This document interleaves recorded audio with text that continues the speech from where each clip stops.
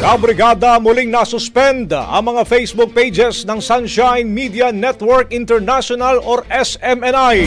Inanunsyo ng naturang network na sabay-sabay daw na nasuspend ang mga pages nilang SMNI News, SMNI Integrated News at DZAR.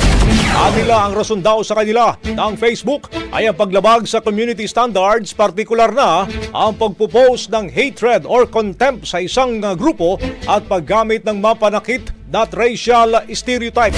Depensa naman ng SMNI, hindi raw sila nagpo-post ng anumang nakakasama sa komunidad. Kung maalala mga kabrigada, hindi ito ang unang pagkakataon na nawala ang social media account ng SMNI. Kamakailan lamang nang ma-deactivate ang kanilang YouTube channel, pati na ang ibang X at TikTok accounts.